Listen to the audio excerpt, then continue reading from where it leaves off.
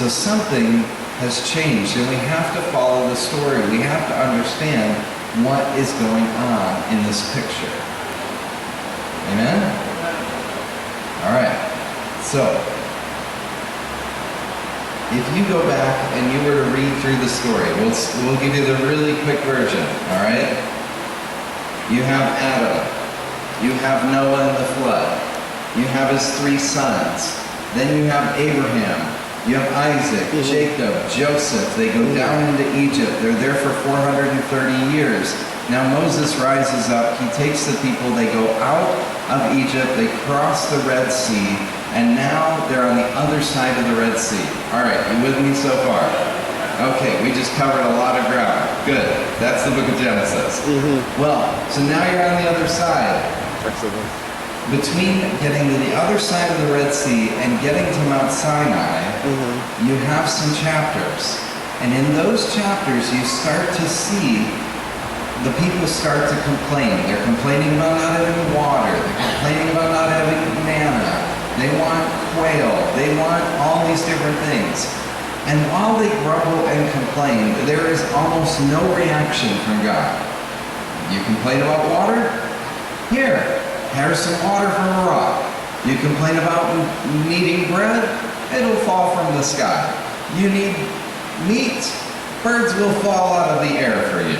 Like, this is really going well for them. Like, whatever they complain about, they get. And it's working out quite well.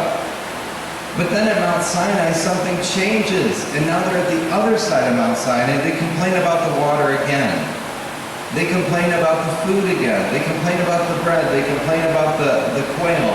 And each time they complain now, they have a plague break out. There's sores. There's fire that comes and consumes some of them. There's snakes that go out among the people and start biting people. Something has really changed here. Because the same exact complaints that used to have almost no response now are having like over-the-top responses. Something changed. Something changed in the storyline. The first time that the wrath of God is connected to his response to something is actually after Mount Sinai. It's in Exodus 22. It talks about how they treat the widow and the orphan, that if they're mistreated, they'll stir up the wrath of God. They'll stir up the wrath of God. That's the first time the wrath is mentioned, is after the law comes in. So something different happened at Mount Sinai. Because before that, when the Father comes down to flood the earth in Genesis, it talks about how grieved he was. His heart was burdened and he was sorrowful and he was grieved by how evil everything had gotten. You remember that? I mean, we think of the story and we think of this angry, over-the-top God. You probably saw the terrible movie this last year. And you get this picture that he's ambivalent. He doesn't care. He's just angry and judgmental and he's going to come and kill everybody. But his real heart in Genesis 6 and 7 is that he's grieved and he's sorrowful and he has this real father's heart that's just broken. And then with Sodom and Gomorrah, he doesn't just come raining fireballs out of nowhere. He comes with 2 angels. And they come down and they say to Abraham, well, we've got to go check this out and see if it's as bad as we keep hearing. Well, who's he hearing from? He's hearing somebody is praying. Somebody there is crying out for justice, for mercy, for something to happen. So there's some pagans over here in Sodom and Gomorrah that are crying out to whatever creator that they're crying out to, and God's hearing it going, ooh, there's something bad going on down there. We need to go check this out and see if it's as bad as we keep hearing. So a relational God, he's coming down to visit to see if it's as bad as he hears. And in the midst of it too, he says, oh, wait a second. I got to talk to Abraham about this. Because I can't do it without talking first to my friend Abraham.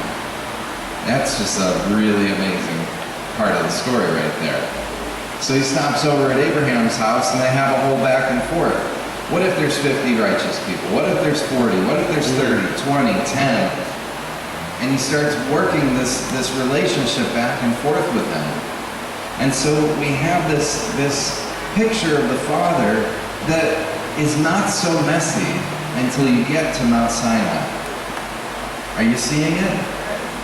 It's not as hard to see the Father in Genesis, but it becomes very hard to see the heart of the Father after Mount Sinai.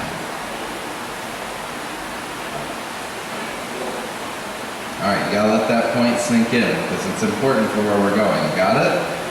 Everybody reach up and just like go like this, okay? Just say, I got it. All right, you got it? All right, you got it. So here's the thing. Here's what happened at Mount Sinai. I'm gonna throw something really big at you, and you're gonna have to chew it for a while. All right? So we hear about there's these covenants in the Bible. You hear about God made a covenant with Noah. He made a covenant with Abraham. Made a covenant with Moses and David. So you have these covenants. What we've been missing in our modern understanding that we don't know historically is the truth is there were several kinds of covenants. There's essentially 3 covenants. I'm going to make it really simple for you. The first covenant is just a pure blessing covenant. It's called a grant covenant. It's sort of like when the government just gives you grant money. It's a grant covenant. And in a grant covenant, it comes with no strings attached. It's the kind that you want. God comes to Noah. Here's Noah. He's been traumatized. The poor guy. He's never seen rain before. Rain shows up, kills everything. So now, every time it rains after the flood, he's probably flinching a little bit. Like, should we go get on the boat again? It's raining again. The last time it rained, everybody died. Right? Poor guy's a little traumatized. He's got a little PTSD. So he now is a little overwhelmed every time it rains. So God comes to him and says, I'm going to make a covenant with you. I'm never going to do that again. He doesn't say, well, unless you get really bad. So there's no stipulations on it.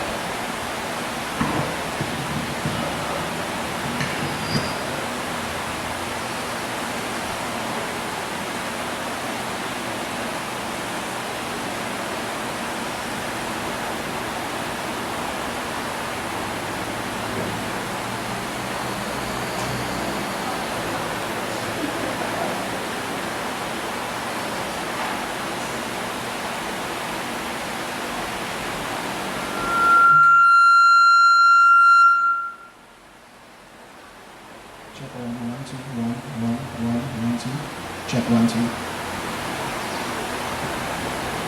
Once casos. Good. All right. So he shows up to Noah and gives him a covenant with no strings attached. He doesn't say, unless you mess this up, then I'm totally going to flood you. No, he says, I'm never going to do it again. Don't worry about it, Noah. We're good. You're never going to get flooded again like that.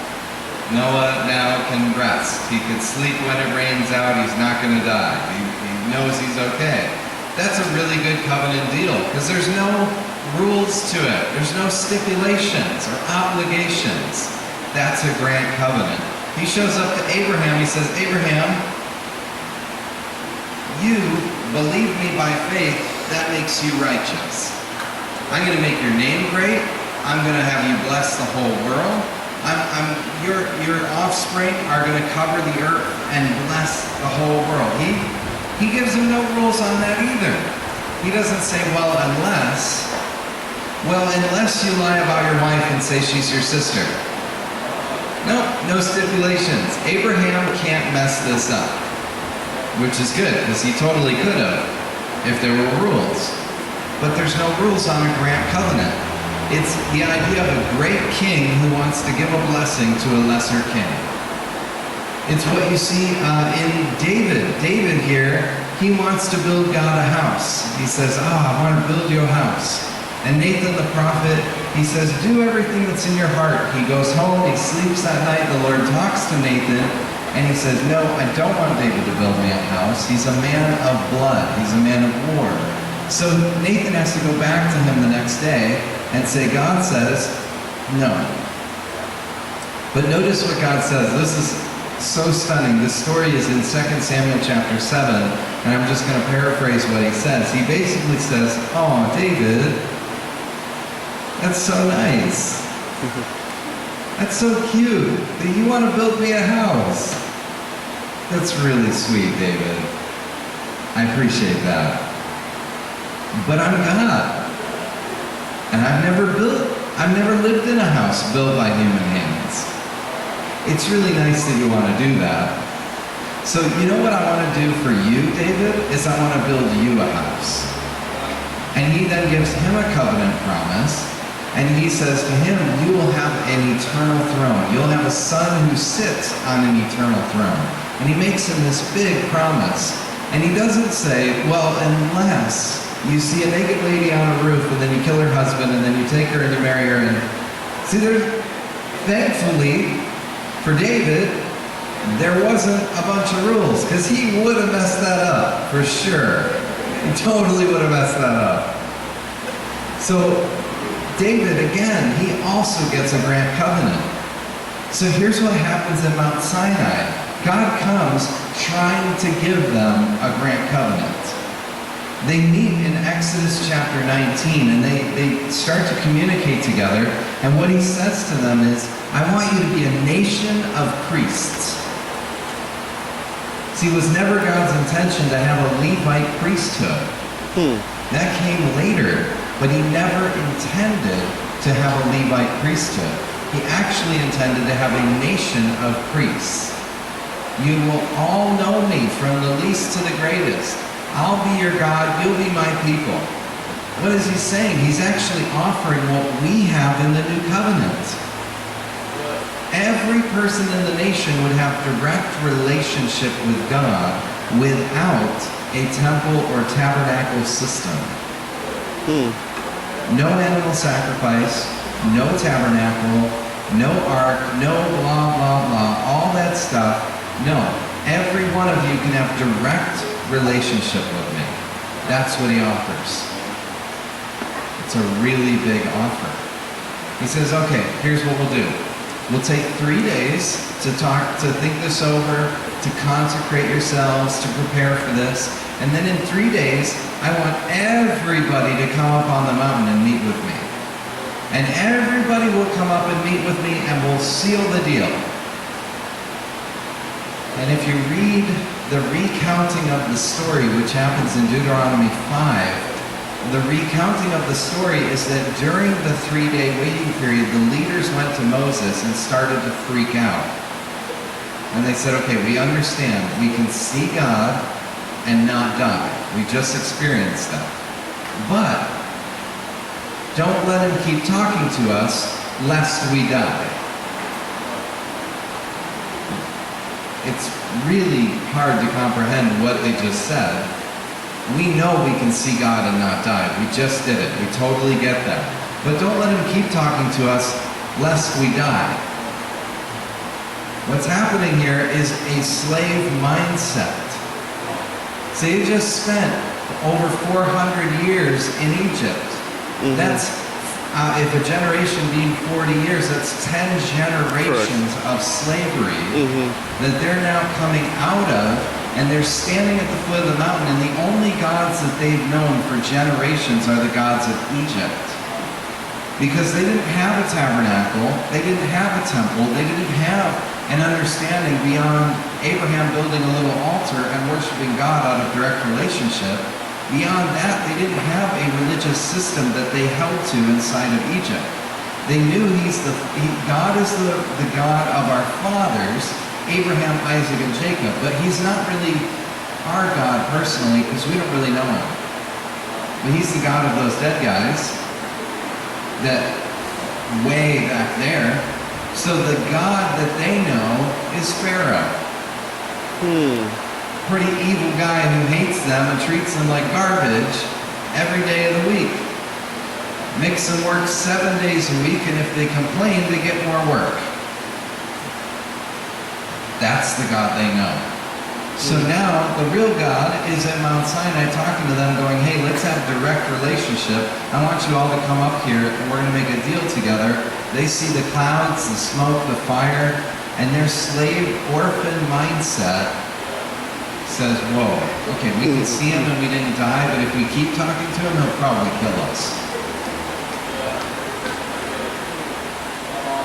This is the worst moment in Israel's history. This is the moment that they push away the heart of the Father. And He's reaching out to have direct relationship with them. I've been waiting 400 years to get you to this mountain, to have direct relationship with you, to get you free, so that we can come and we can have direct relationship. Here it is. No strings attached. Everybody gets to know me directly. Whoa, too much. Too much. Let's just have Moses go get the rule book and we'll try to obey it.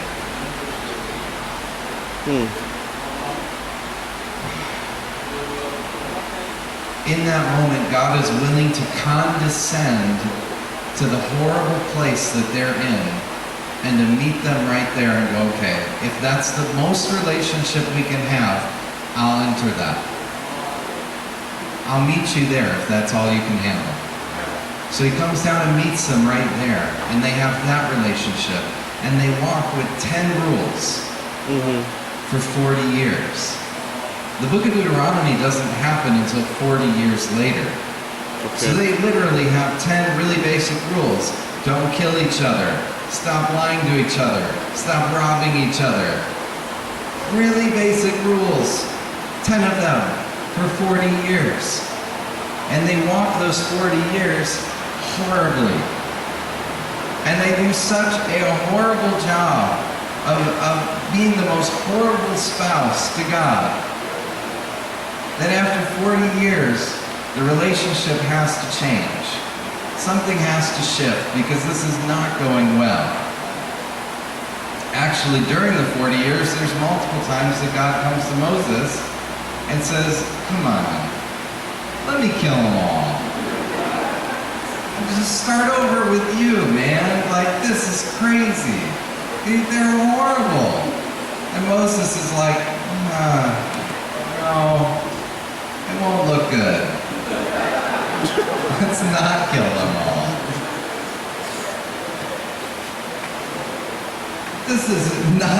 This marriage is not going well. So after 40 years, it gets even worse. Because when you make a covenant with a covenant partner, I was going to tell you about 2 other kinds of covenant. God tries to give them the grant covenant, they reject it, they push it away, and when they ask for the rules, they're actually asking for a different type of covenant. What they're asking for is called a kinship covenant, but it's really like a marriage covenant, where 2 parties come together as equals. Instead of the greater blessing the lesser with the strings-free arrangement, instead, it's 2 equals coming together and making a short list of rules, like vows, that we'll both keep. And that's the 10 Commandments. So they make this list together. This is going to be our short list. We'll walk it out for 40 years, and they go for it. But then when your partner's going to die, so now Moses is 120. The guy is going into the ground soon. And so they need to redo the deal because there's going to be a new covenant partner, which at that point is going to be Joshua. So the book of Deuteronomy is the moment that Moses is going to die, Joshua is going to be the new leader, and you can change the rules of the covenant when you're getting a new covenant partner. So the covenant gets downgraded from 2 equals to the 3rd type of covenant. It's called a vassal covenant, but we'll call it a mercy covenant for simplicity. So a mercy covenant is now you have a greater king and a lesser king, and the greater king has come in and he's wiped out your army. And it basically has elderly and women and children and handicaps and says, look, I could just kill the rest of you if I wanted to because I'm a big king who just killed all your army, but I really like tax money. So here's what I'll do. I'll let you live. And I'll keep taking a ton of your money every year. And I'll just keep coming back and doing that. And you know what we'll do is we'll make this arrangement where you have this massive list of curses. And if you break any of my rules, I'll come and get you. Sound good? I don't care what your response is. And that's a sense, or you can die right now. So that's a mercy covenant. Mercy is used loosely in this term. But essentially you get to live. Yay!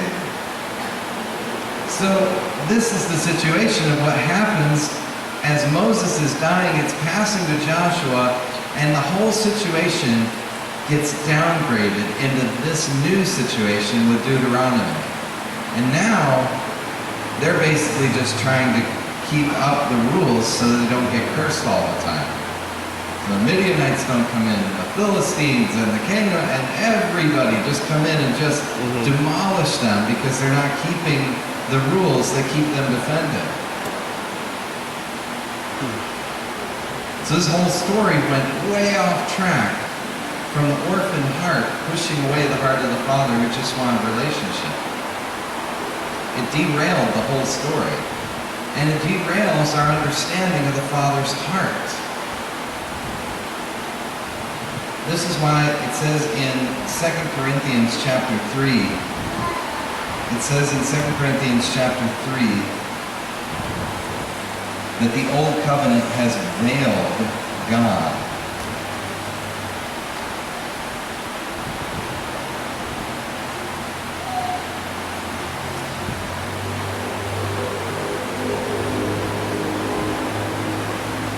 In verse 14, but their minds were made dull. To this very day, the same veil remains when the old covenant is read. It has not been removed, because only in Christ is it taken away. Even to this day, when Moses is read, a veil covers their hearts. But whenever anyone turns to the Lord, the veil is taken away.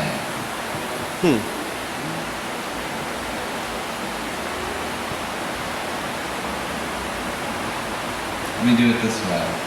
Can I use your jacket and you for a moment? I'm going to take both of you. And Dawn, I'll have you come as well. So here's what we're going to do. Kelvin, you can stay right there. Dawn, you can stay there. Kelvin, Pastor Kelvin here is going to represent God the Father, of course, right?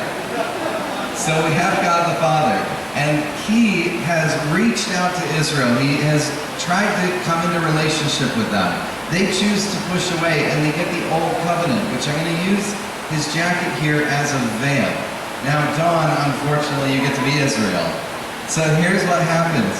Israel, before this, they see God. They have a level of relationship, but when they see Him, they don't understand Him. They start to freak out a little bit.